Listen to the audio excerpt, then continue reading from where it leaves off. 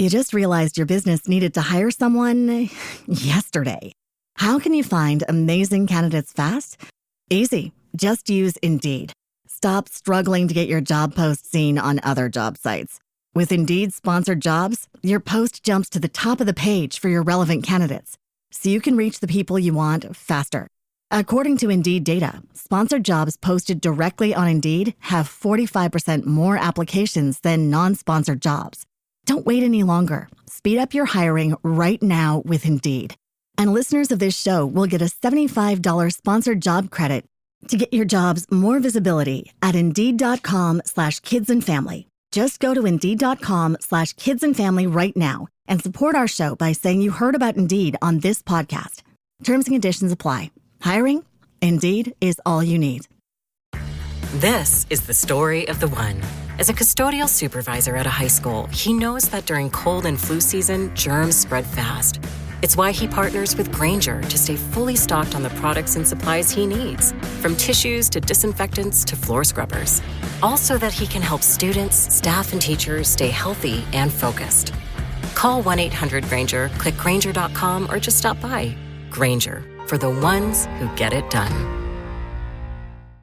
Welcome to the Mid Week Tease with me, Adelle Onyango, where I share some random and not too random thoughts on things.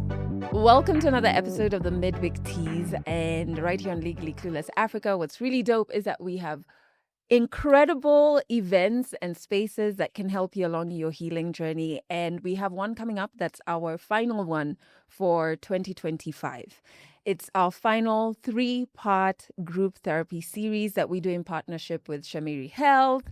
And I'm so glad this is finally happening because I think I've wanted to work with them for a while. So that we're doing this again is fantastic.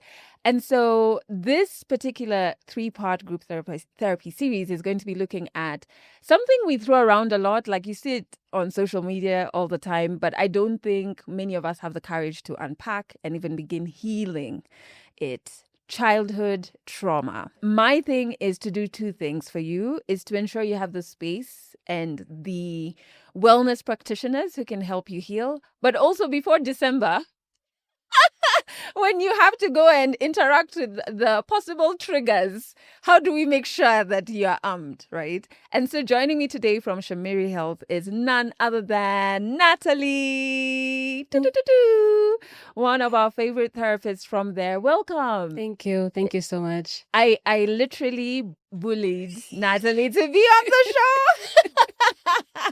because during our last 3-part group therapy series, I sat in your group and I just loved how you interacted with the members from our community, how you broke down a lot of terminology into ways that we can recognize it in our lives. And I was just like, imagine you are coming on the show.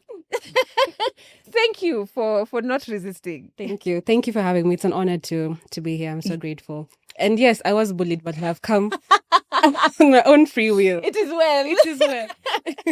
So let's get to know you a bit first, right? Mm-hmm. So how did you get into this field, and what are some of the things that motivated you to walk this path that you're walking? Childhood trauma. Yes.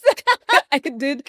I have gone through my fair share of traumatic experiences and even just general life experiences that led me feeling a bit alone and helpless at different points and times.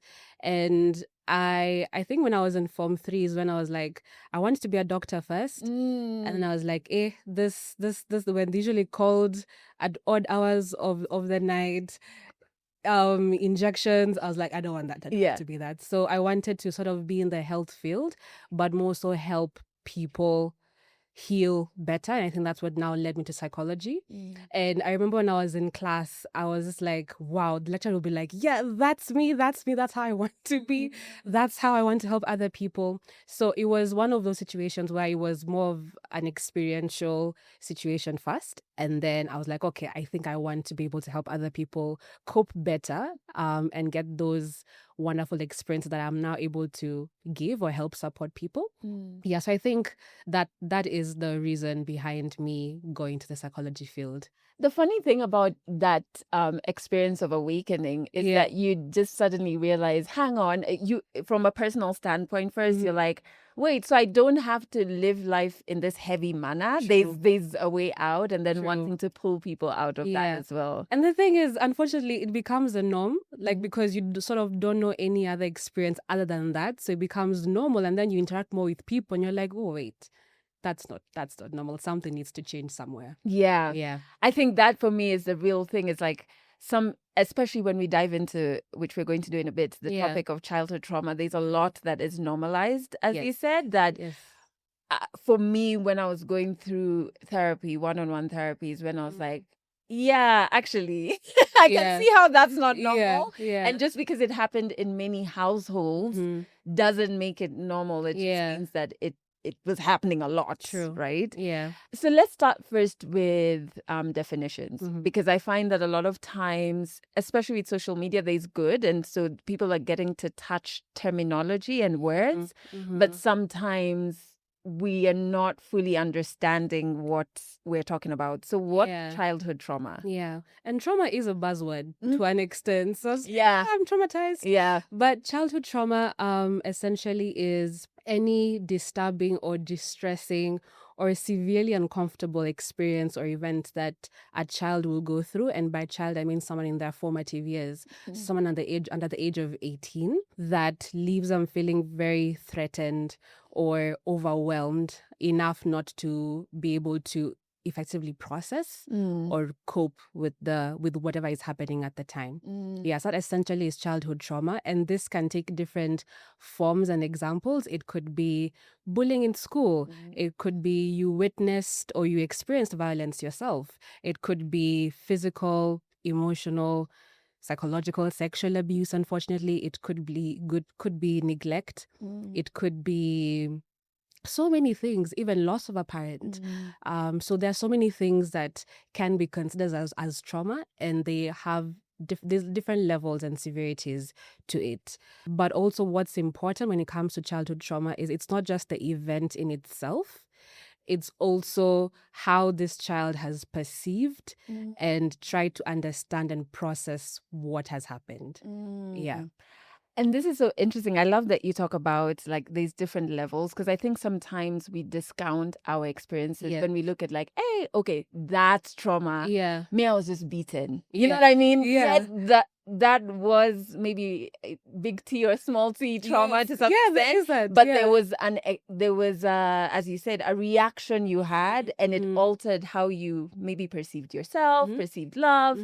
So what could you say about that? Like, because sometimes people will diminish their own experiences mentally, but their body and maybe mind and is having a reaction to it. You know what I mean? Yeah. And every experience is valid. I know a lot of times, even generally when it comes to mental health issues, someone would think that my issue is too small. It doesn't deserve therapy. I don't even need to share it to people because I'm either going to be shunned away or I'm going to be told, yours is a non-issue. Let me tell you about mine. Yes. So every experience is valid and we need to treat it as that.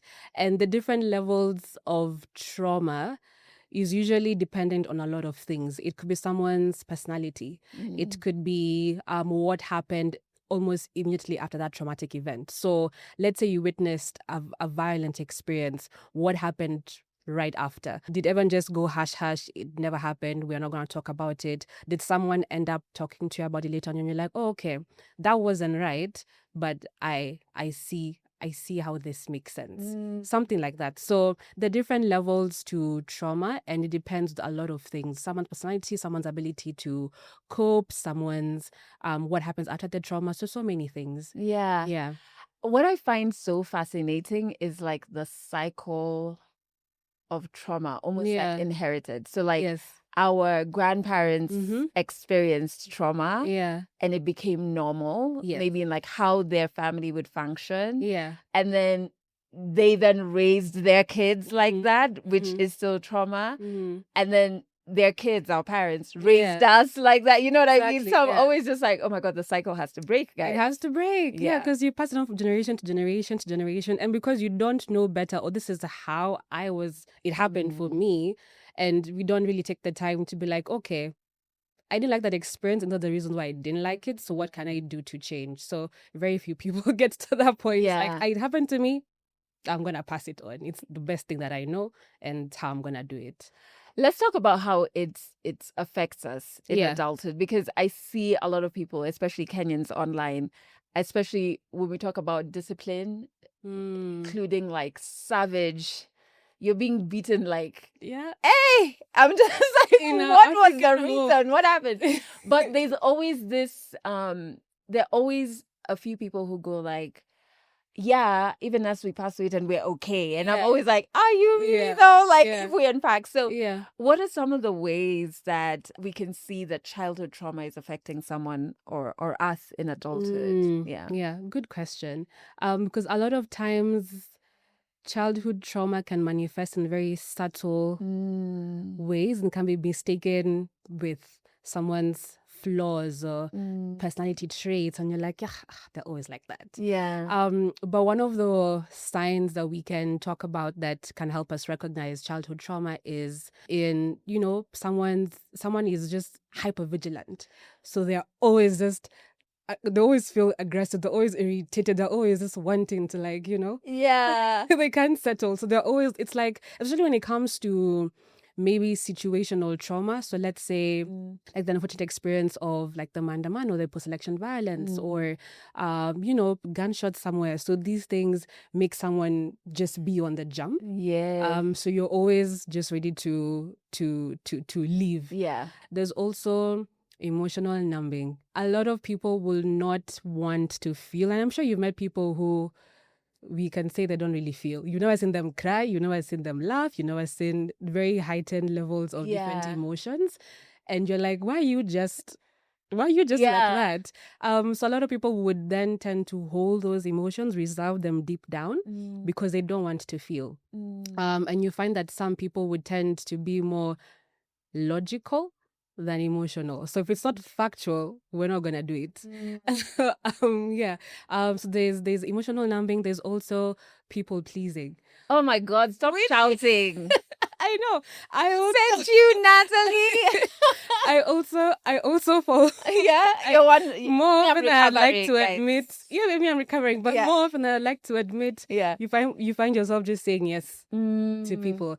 Natali, can you do this? Natali, can you do that? I'm like, yeah, even if I don't have the time, the capacity, the energy, because I don't want conflicts and fights, I'll just do it. So it's people pleasing. There's also what I can say is high performance or perfectionism. So I always have to get this right because I'm so used maybe in the past me being told no. Or things going left, or people not acknowledging the efforts that I've put into something. So I'm always just going to try and do my best and be a very, very high performer. And also sort of like, some can even call it like work addiction. So I'm always just trying to get the next best thing to keep myself busy because I don't want to stay still and process what's happening. It could also be issues with boundaries. I know I'm shouting.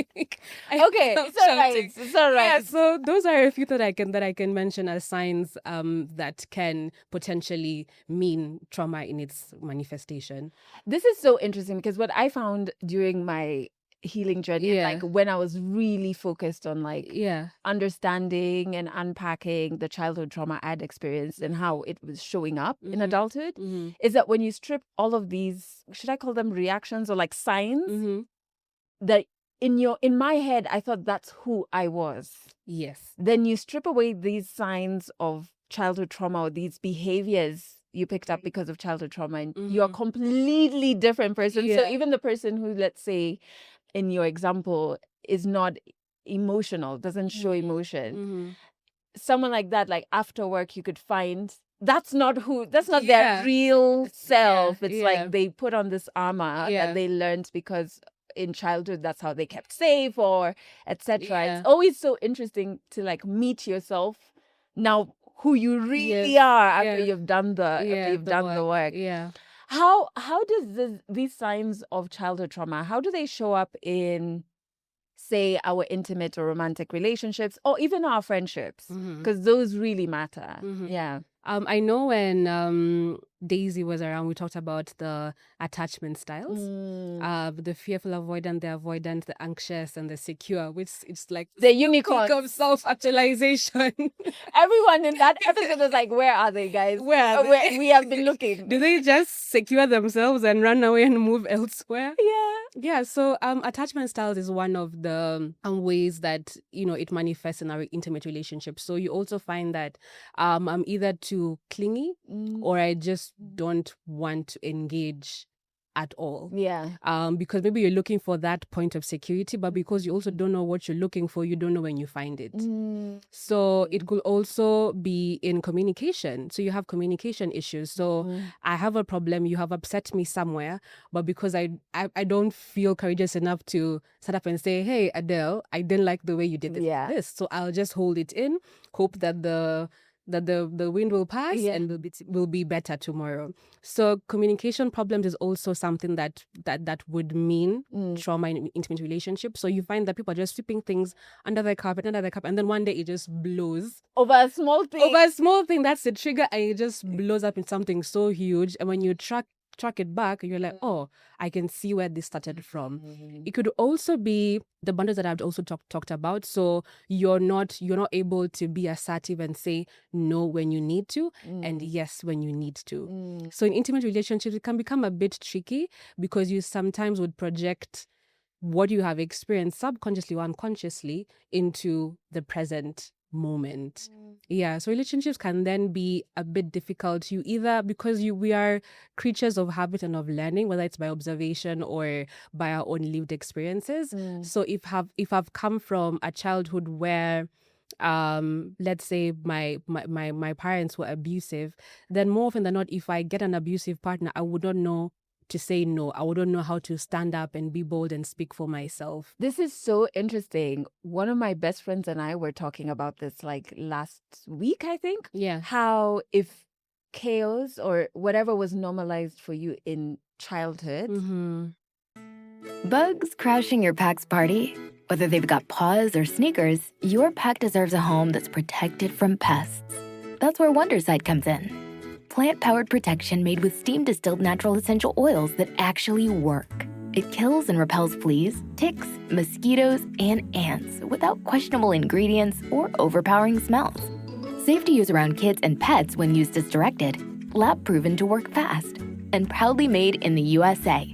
We offer sprays for pets, people, homes, and yards.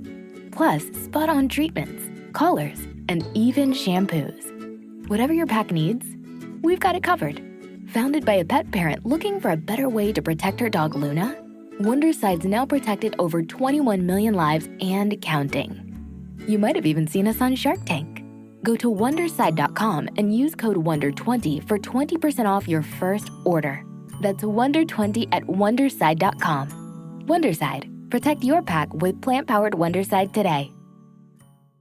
When you were in childhood, you, at that age, learned or built a toolkit of how to maneuver that, right? Yeah. And then adulthood comes and you're confronted by peace. It's overwhelming because you don't have a toolkit for this one. True. So you keep choosing chaos because you're like, this one at least I know how to maneuver. Yeah. It's familiar to me. As Yeah. much as it's unhealthy, it's familiar. And it's crazy how childhood really influences so much. That's true. More than we realize. Yeah. So what about work?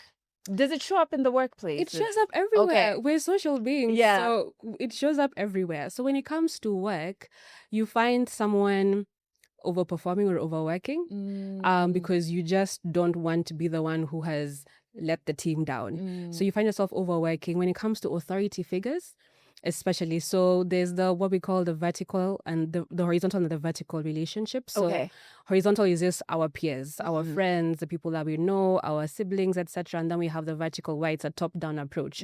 So if it's authority figures, if it's parental figures, so you find it difficult to approach your supervisor or your boss, or when you're about to give a presentation or you're about to account for the work that you've done, you really shrivel down and you're like, I can't even speak properly. So it can be you're unable to voice out your opinions, you're unable to speak up for yourself when it comes to authority figures, and whenever they pass, not that they've done anything wrong or they're even walking in a very authoritative manner, but you just cower because they're a figure of authority. It could also be feedback. So I'm unable to receive feedback as well as give it because I don't want the other person to feel bad, but it's mostly around receiving. So if I've been told, Natalie, this that you've done here is not the best way that I could have done it, can you try doing this and this and this? What I will listen to and hear is, I didn't do a good job. And I will run with that thought and I will go. And when I'm by myself, I'll just be like, yeah, I'm not good enough. I am unworthy. My work is not valuable, etc. So it could be in feedback. It could be fear to approach or relate with authority figures. It could also just be in my nature of high performing at work. This is so interesting. It's true because I always say the brain is so funny. It's like it has a folder of all the perceived or real mistakes you've made. Yeah. And then just one person says, Adele, I didn't like how you did it. And Goes to that folder. It's like, yeah, remember exactly. in 1992. That's true. That's true. And you just start, really coming down hard on yourself unfairly, right? When we talk about coping and healing, right? We have, is what you have talked about trauma responses? Would we classify it as that? They can still, they can be trauma responses, yes, but there are also things that we can pinpoint as signs that are leading up to me experiencing or coping with my way of coping with a traumatic response. Yeah. Okay, so what are some gentle ways that we can begin to manage them when they show up? Don't give them all away because we're going to talk about a lot more of them at group therapy. Yeah. Okay, so we're just being kind. Yeah. Yeah. So with how we can manage them in a gentle manner, let me go back to how we generally respond to different things. So the fight, flight, or freeze responses. So whenever I've experienced a traumatic event and I'm known to be very hypervigilant, I'll of course take the fight response. So I'll be aggressive. Have you ever had or seen those people who you try to scare and they're like, yeah, I see them on those TikTok pranks. Yes, so they are really ready to swing. They're ready. So for fight responses, it's often encouraged for them to pause. Like, okay, someone has just zoomed past you, or something terrible has happened, not to you but to someone else, and you're already ready to be aggressive or to fight. Maybe just take a minute to just pause. Okay, what has happened? Is it directly affecting me? Is this thing that's happening right now threatening to me at this moment in time? Can I just pause and reflect before I know my next move? And there's also what we call the difference between reacting and responding. I usually tell my clients that it's good to respond to situations than react. Reaction is a more immediate sort of intuitive response to something. If someone steps on my shoe, my immediate response would be like, yeah, what are you doing? And even cast them out. But responding to situations mean that you're sort of being more, you're sort of taking time to reflect on what has happened, and you have a lot of insight into, okay, this has happened. Someone has stepped on my shoe. Did they realize? Was it done out of malice? Were they pushed to do it? And then now you respond. So difference between reacting and responding is very influential when it comes to just making decisions generally and also recognizing the trauma responses. For people who tend to go the flight mode, they run away. Okay, hello. You just run away. You see, they just I'm out. You go. I think with all of these things, it's just important to just take a pause and be like, okay, am I really unsafe at this moment in time? Do I really need to flee? This person who has done dirty to me, did I block them very quickly before they had a chance to say their piece, just out of assumption? Natalie, why are you shouting? No, if they've done something, by the way, and it's viable, and it's one of those things where even your intuition is like, no, I'm not gonna engage further, by all means do it. But if it's those situations where every uncomfortable situation you find yourself in, the next best move that you're thinking of is, I need to get out of here very quickly. So even with those ones, even trying to just sit down and reflect on what has happened before I leave, before I block this person, before I, do something that is my norm when it comes to doing things. Am I okay? Is this situation okay? That's so me. Before we get to freeze, right? Yeah. That is so me. Before, let me even show you. Before, I used to, like in an argument, I used to tap. Yeah. Because my head is telling me, why are you still sitting? Like, grab your keys and get out of here. I used to even block, like, if we're having maybe a heated conversation while you're still typing, block. But I think I've started telling myself you're safe. Like, just repeating you're safe, you're safe, you're safe. Yes. And then even that your emotions matter. So voice them. Right. Before blocking. Yeah. Just say, hey, I didn't like that. You made me feel nah. But before, we just keep chugging out of there. Oh, out the way. Yeah. So freezing. Yeah. Freezing just in the word, like, I just don't know what to do. And a lot of times, especially if you were not given a chance to have your voice heard, you will just keep quiet. You will just contain it within yourself and just not do anything about it. That feeling would pass, but does it? It boils and mixes itself and becomes a whole other mixture that you have to deal with. So with freezing, we always advocate for movement.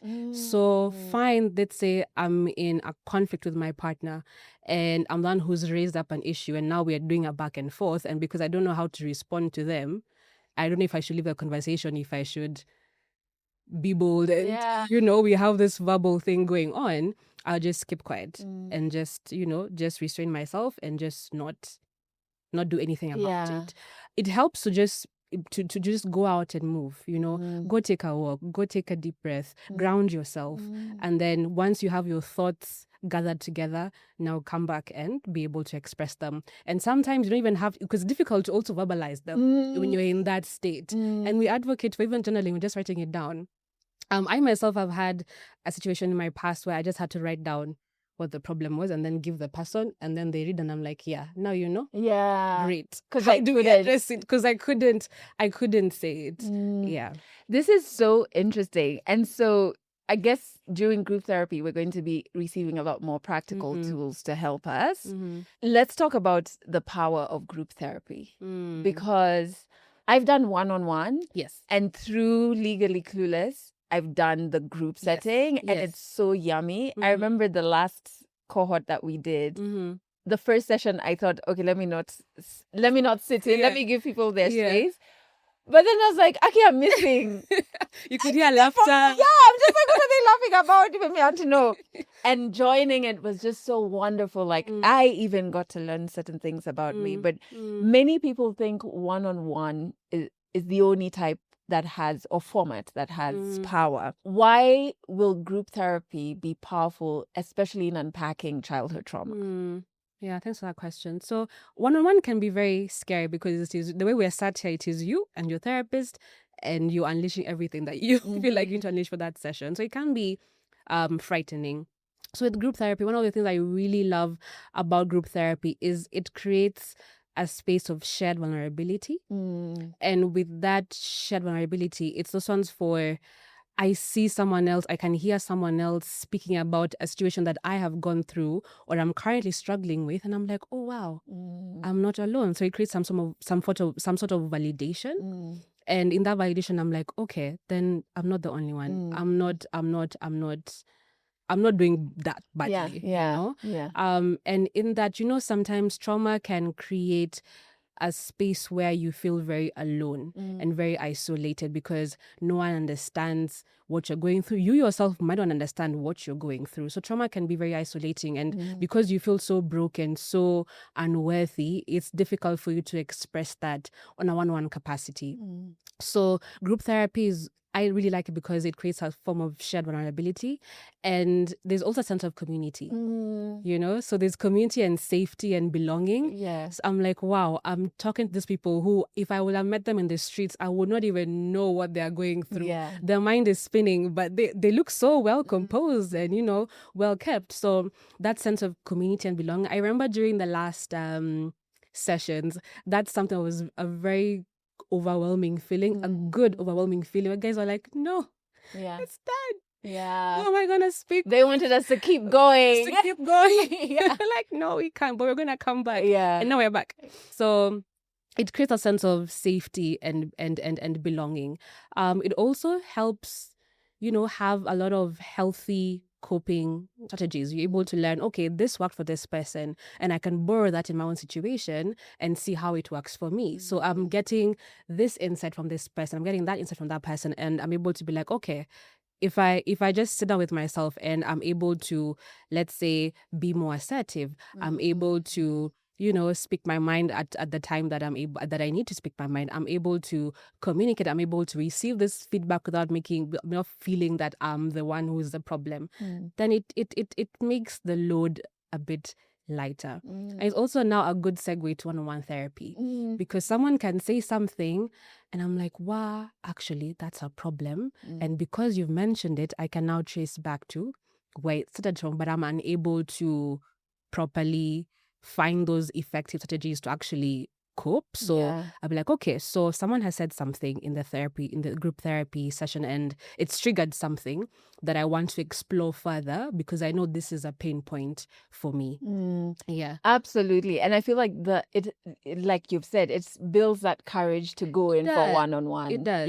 Yeah. And especially things like childhood trauma, which you normally feel so guilty speaking up about it, because you're just like, does it sound like I'm shitting on my family? I don't, guys, that's not what I intend to do. And when you're in a group setting and you hear somebody else speak, you're like, okay, it's not wrong for me to vocalize these things, right? We're all doing it. When someone signs up for this particular group therapy, what are they walking away with? Wow. They're walking away with tools to help their Christmas better. Hey, that part. You have to go visit that auntie and that uncle that you're just like, oh my gosh. But the what we hope that this group therapy sessions will bring for people is, one, the ability to connect with people. So judging from the last time that we had the group sessions, people left feeling a bit more wholesome. Like they've gained a new friend, they've gained a new, partner, they've gained someone that they can be able to explore other connections with in the future outside of those group sessions. We also really want to make it because it is a therapy session just in a group setting, so we will have some assessments and worksheets similar to last time that are around childhood trauma that people can easily feel. It won't look like an exam, but just a few questions, like the advanced childhood experiences questionnaire that helps someone to just score themselves and say, okay, these are actually the actual specific spaces and places where I felt the trauma happening to me. And because everyone is filling it out, it doesn't look like I need to copy someone else's answers. You're able to reflect personally on an individual basis. So we have assessments, we have a lot of games, because it's not just we sit down and we talk about childhood trauma and their triggers and their everything. We also try to make it more of a conversation. In the bigger group, yes, we will have, everyone coming in. We have some refreshments. We have people who are talking. We'll have a few games and things that people can interact with before the breakout sessions, where now those more deep intimate conversations would happen. So we just have it will be a safe space. It will be a safe space where we have these conversations, an open space where people can actually share without feeling judged. It's actually going to be a good time. I think I have FOMO from the last time, but I was there. But now as a participant, I think it's gonna be great. It's gonna be great, and I'm so happy that we're able to do this, because I think the freedom that comes after you start naming, even before you get to like fully processing, but just naming, oh, this thing I feel is because of this. Like it's not a me thing per se, right? I've not done something wrong. It comes with so much freedom, and I can't wait for everybody to experience that. So If you're listening, this is our final 3-part group therapy of 2025. It's happening October 11th, November 8th, December 6th. And of course, we're doing this in partnership with Shamiri Health. Tickets are $4,500, and that covers all 3 sessions and all of the resources Natali has been talking about, and my very famous samosas. The samosas. This is what you used to tell me. If I don't come with the samosas, I go back home, right? So, and of course, group therapy is pretty intimate and limited, so we have very limited tickets. So go to the show notes and grab yours, or you can go to Hustle Sasa or go to our website legallycluelessafrica.com. And remember, you can share this episode with somebody in your life who you care about, that you want to come to group therapy with, because last time we had a pair of best friends come together, a couple come together as well. So make it a thing. Share this with them so that more people can come through. Thanks for listening to the Mid Week Tease, a Legally Clueless Africa production. Episodes go out every Wednesday, and you can learn more about us by going to legallycluelessafrica.com.